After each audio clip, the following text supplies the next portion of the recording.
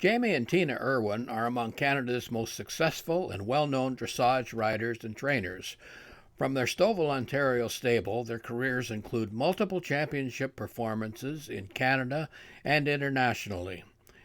Recently, Laurie Bishop of Brooks Feeds sat down with Tina to talk about their desire to give back to the sport they love and the bursary that they established to do so.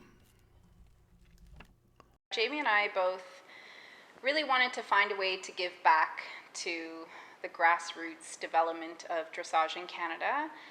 Both of us came from the same background and from modest families, and we had to work our way up through the ranks and didn't have anything, handed to us. We had to really work for every little bit. So, now that we've been through that, we wanted to give something back to the youth especially and give them an opportunity that they may not be otherwise able to have. And so we came up with the idea during COVID. We had a little more time on our hands, some time to think, and we thought, well, what can we do to give back? So we came up with this idea where we would then give 1 month of training and board to a deserving recipient within Canada.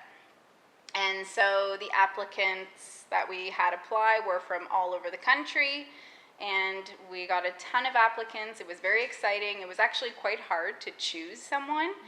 So it started last year. Last year was the first year, and this is our second year. And we just wanted the recipient, to be someone who was very deserving and who put a lot of work into the presentation, and also, needed some of who would really be benefiting from the opportunity, someone who wouldn't have had the chance otherwise. And so, we came up with this idea, and we were very fortunate because our sponsors all jumped on the bandwagon without us even asking and said, we want to join in. Brooks and KPP very generously donated their time and services as well, and products. And so we had Vern Avery come from Brooks, and who is the nutritionist, and he was able to do an evaluation of Julia's horse, and also last year with Dakota, the recipient of the bursary. And then KPP generously donated some products as well, and Brooks, I believe, also donated some grain, and it was very much appreciated.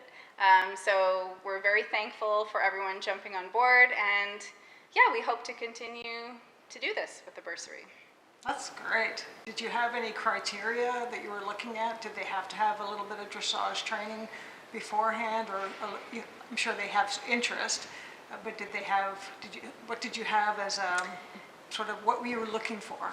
So they didn't have to have dressage training necessarily. I think it was more so that they needed to have a horse that they were able to bring. I think there's an age, a starting age and an ending age. I can't remember exactly. I would have to look for sure. And then also, I think you had to be within Canada, and those were basically, that was the criteria. So, but we did have some eventers apply as well. That's great.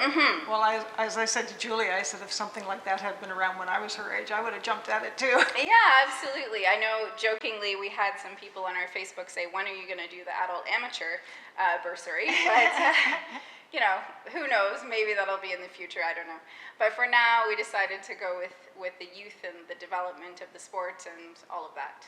Oh, that's fantastic. What a great way to give back, and to, like you said, you want to try and do your part in keeping it alive, and that's, you have to go to the youth to keep this alive. So absolutely. And I think with some of the kids especially, they come from more isolated areas in the country where you really don't have a lot of competitions, or you don't have a lot of access to really great professionals in the industry, such as nutritionists and saddle fitters and farriers and training. And it's not just the dressage training that they receive here when they're here for the month. They also have to do some work in the barn.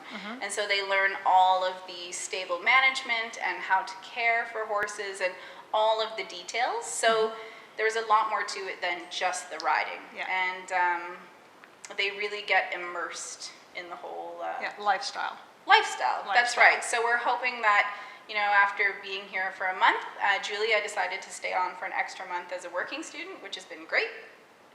So we're hoping that after that she can take home some of the tools that she's taken from this opportunity and basically is able to, you know, implement that into her riding and also her horse knowledge in general.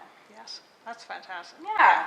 Well, thank you so much for sitting down with us, and good luck in your future. We haven't had a talk in a while, so Thank you we'll very have to do much. another one.